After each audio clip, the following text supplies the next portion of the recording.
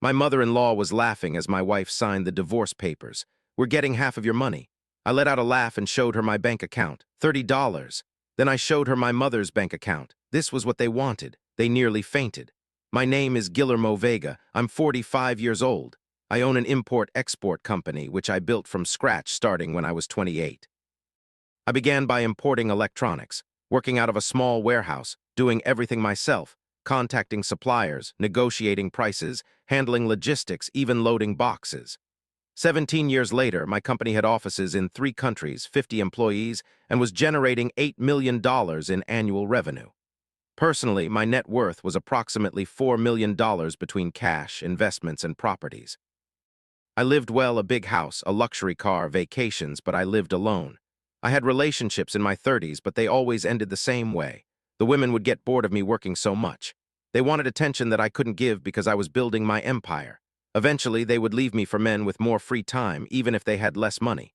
By my 40s, I had resigned myself to being single. Success has its price, I told myself. And apparently my price was loneliness, until I met Valeria. Valeria Morales joined my company as an administrative assistant. She was 26 years old. She was breathtakingly beautiful, with long black hair, bright green eyes, a perfect figure, and a smile that lit up the room. And it wasn't just her physical beauty. She was intelligent, charismatic, and kind to everyone in the office. She did her job efficiently and always had a kind word for every person. For the first few months, I kept everything professional. She was my employee. There was a line I shouldn't cross, but it was hard to ignore the attraction. She seemed interested too. She would always find excuses to stay late when I was in the office. She'd bring coffee to my office with a smile. She'd ask about my day. She seemed genuinely interested in my life. 6 months after she started working with me, I asked her out. Dinner at the best restaurant in the city. "I'd love to," she said with that radiant smile. "But I have one condition." "What is it?" I asked nervously. "If this is going to go anywhere, I need you to treat me as your equal, not as your employee. I want a real relationship, not a condescending boss with his secretary. I liked that. It showed character, self-esteem." "Deal," I said. The dinner was magical. We talked for 4 hours. She told me about her humble childhood, raised by a single mother after her father abandoned them. How she had worked hard to finish high school, how she had taken administration courses to get a decent job. We dated for 6 months. It was a dream courtship. She was attentive, affectionate, and interested in my work. When I talked about expanding the company, she asked intelligent questions and offered suggestions. After those 6 months, I proposed to her on a beach at sunset with a diamond ring. "Yes," she screamed, jumping into my arms. "Yes, yes, 1,000 times yes." I was on cloud 9. Finally, after years of loneliness, I had found someone who loved me not in spite of my work but appreciated it, someone who wanted to build a future with me. But there was one person who didn't share my enthusiasm. My mother, Beatrice. She was 68 years old, a widow for 10 years. She lived in a modest house I had bought for her and was the wisest person I knew. When I introduced her to Valeria and told her about the engagement, her reaction was cautious. "She's very beautiful," she said diplomatically after Valeria had left. "And very young." "She's 26, I said defensively. "I'm 44. "It's a difference, I know, but she's mature for her age." "Guillermo," my mother said, taking my hand. "Okay," I said, a little nervous. "That woman doesn't love you," she said directly. "She's with you for your money." Her words hit me like a slap in the face. "What? Mom, you can't be serious, completely serious," she said firmly. "Son, I'm a woman, I'm old, I've seen a lot in my life, and I'm telling you with my mother's intuition that this woman is putting on an act. Everything is too perfect, too convenient." "It's not an act," I protested. "She's genuine. She gets me, she understands me. She tells you what you want to hear," my mother corrected. "There's a difference. Listen to me carefully. That woman is beautiful, young, she could be with any man her age." "Why would she choose a 44-year-old man? Be honest with yourself." "Because I'm successful, intelligent, ambitious." "Because you're rich," my mother interrupted bluntly. "Because you have millions. Because she sees in you a future of luxury without having to work hard for it." "That's unfair," I said, feeling anger toward my own mother for the first time in years. "Not all young women are gold diggers." "You're right, not all of them are," my mother admitted. "This is ridiculous," I said, standing up. "I'm not going to listen to this." "Guillermo, please," my mother pleaded. "I'm only asking for one thing, just one thing. Do it for your old mother who loves you more than anyone in the world." "What thing?" I asked with resignation. "Transfer all your money and your properties into my name," she said, temporarily. "Just until you're sure that I'm wrong about her." It made sense in a twisted way. It made sense. "Fine," I said finally. Over the next 3 weeks before the wedding, I worked with my lawyer and accountant to transfer everything discreetly. The house transferred to my mother's name, the cars transferred to my mother's name, the bank accounts, $3 million transferred to an account in my mother's name. The stocks and investments transferred to my mother's name. My percentage of the company was technically transferred to a trust controlled by my mother. My mother, true to her word, gave me full access to everything, the credit cards linked to her account, which now held over $3 million, and online access to the account so I could manage it all. She didn't know how to use computers anyway, so I basically still controlled all the money. "It's yours, son," she said when we signed all the papers. "It's just under my name to protect you. I hope I'm wrong about that woman. I really do." We got married a month later in a beautiful ceremony that cost $85,000, all paid for with the card linked to Mom's account. But Valeria never asked where the money came from. She just enjoyed every moment. The honeymoon in the Maldives cost $45,000. Valeria constantly posted photos on Instagram showing off her new life of luxury. The first few months of marriage were good. Valeria moved into my house, technically my mother's now, but Valeria didn't know that. She quit her job at the company to focus on being a good wife, as she put it. I gave her a supplementary credit card linked to Mom's account for personal expenses. Whatever you need, I told her. And spend, she did. My God, how she spent. Designer clothes, jewelry, spas, outings with friends. In the first 6 months of marriage, she spent over $100,000, but I didn't say anything. I had the money, and I thought this was what marriage to someone younger was like. She enjoyed life while I worked. Then, around the 8th month, something changed. Valeria started coming home late. I was with friends, she'd say, but she smelled of men's cologne. She started being on her phone constantly, smiling and texting. When I asked who she was talking to, she'd get defensive. "What, are you going to control me now? I'm talking to my mother." We started arguing more, about small things at first, that I didn't pay her enough attention, that I worked too much, that I wasn't as exciting as she needed.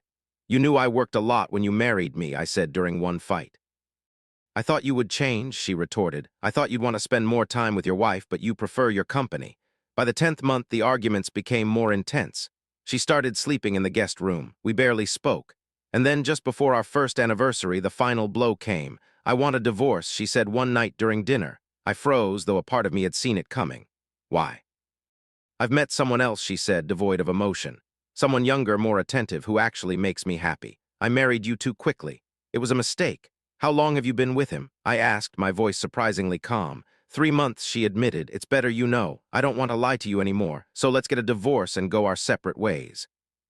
I should have felt more pain, but mostly I felt the confirmation that my mother had been right all along. "All right," I said. "I'll call my lawyer tomorrow." She seemed surprised by how easily I took it. "You're not going to fight for me." "What for?" I asked. "You clearly don't love me anymore if you ever did. There's no point in forcing something that doesn't work." "Fine," she said, and I saw a glint of satisfaction in her eyes that made my stomach churn.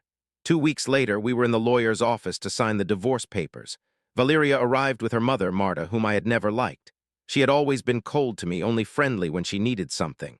"Guillermo," Marta greeted with a smile that didn't reach her eyes. "I'm sorry things ended this way." "Me too," I said, lying.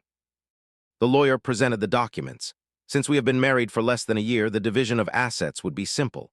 In theory, Valeria would be entitled to half of everything acquired during the marriage, plus compensation depending on various factors. Valeria began to sign the documents, page after page, with a calm that seemed almost practiced. Marta sat next to her, watching every signature with an ever-widening grin. When Valeria reached the last page, just before signing, Marta couldn't hold it in any longer. She laughed. A loud, triumphant, malicious laugh. "We're getting half of your money," Marta said, looking directly at me. "You were such a fool, Guillermo. Did you seriously think a woman as beautiful and young as Valeria was with you for love? Please. From the day she met you, we knew you were our early retirement plan." Valeria laughed too, nodding.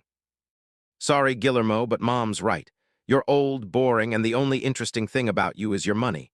At least I'll get a good payout for putting up with you for a full year." The lawyer looked at them, uncomfortable. "Ladies, this is unnecessary." "No, it's okay," I said, feeling a strange calm. "Let them talk. They've clearly been holding this in for a long time." "A whole year," Marta continued. "A year of my daughter having to pretend she was attracted to you, having to endure your boring presence. But it was worth every second, because now we're taking millions, half of your fortune." I leaned back in my chair, pulling my phone from my pocket. "Before you sign that last page," I said quietly, "there's something I think you should see." "What?" Valeria asked impatiently. More papers. We already know what we're getting. Not exactly, I said, opening my banking app. You see, I want to be completely transparent about what you're about to receive. I showed them my phone. The banking app clearly displayed checking account Guillermo Vega, $30. There was a moment of absolute silence. What is this? Valeria stammered, snatching the phone from my hand to look closer. My bank account, I said with a smile. $30, that's all I have to my name. This is a joke, Marta said, turning pale. You have millions, your company. My company is in a trust, I explained calmly. And that trust is not in my name. Then where is all your money? Valeria shrieked, her composure completely shattered. Ah, I said, taking my phone back and opening another app. That's the interesting part. Allow me to show you. I opened my mother's banking app, which I managed because she didn't know how to use technology.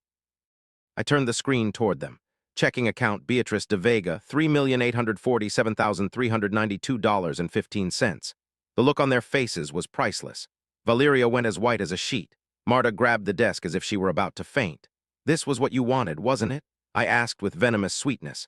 I'm sorry to disappoint you, but as you can see, I legally own almost nothing. So in this divorce, you will get exactly half of my $30. That's $15 for you, Valeria. I hope the year of pretending was worth it.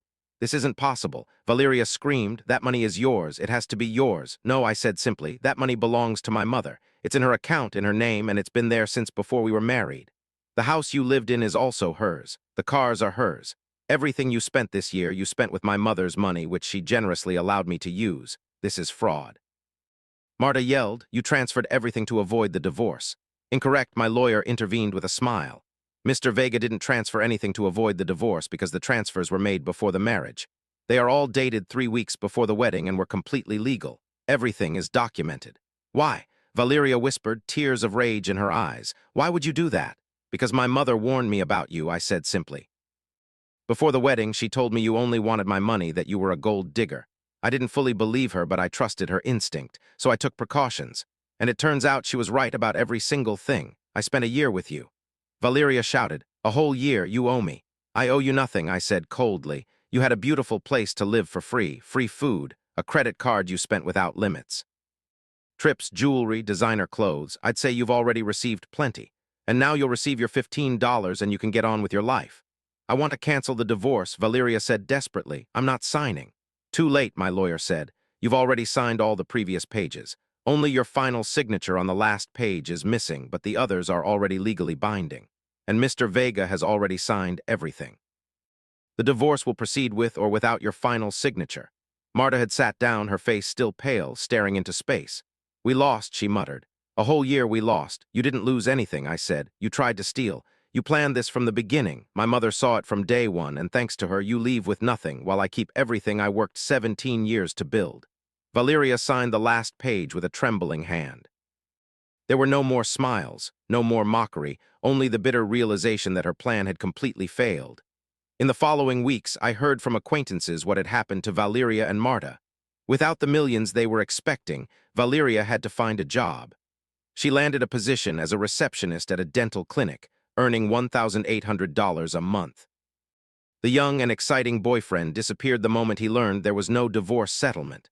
Marta, who had quit her job expecting to live off her daughter's divorce money, had to go back to working as a waitress at 52. They both ended up living together in a 2-bedroom apartment in a modest neighborhood, working to survive, the very life they had schemed to avoid.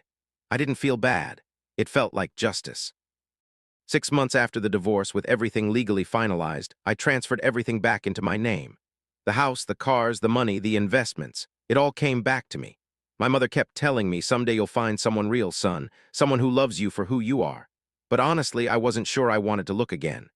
Valeria had burned something inside of me, that ability to trust, to love without suspicion. Maybe I was better off alone. Alone with my company, my work, my achievements. I didn't have to worry about someone being with me for the wrong reasons. Today, 2 years later, I'm still single. My company is growing more than ever. My mother is doing well, living comfortably on the money I give her monthly, now legally for my own account. Am I happy? I don't know, but I am definitely free. And that freedom, built on the most expensive and painful lesson I ever learned, is something no one can ever take from me. Valeria and Marta tried to play the game of deception, but my mother played it better, with more intelligence, and with more real love than they could ever comprehend. In the end, They tried to hunt me down, but the only one who caught anything was my mother. She caught onto their plan, dismantled it, and saved me from losing millions. For that, I am grateful every day to have a mother who truly loves me. Because that kind of love, it turns out, is the only thing truly worth millions. And that love will never try to steal from you, only protect you.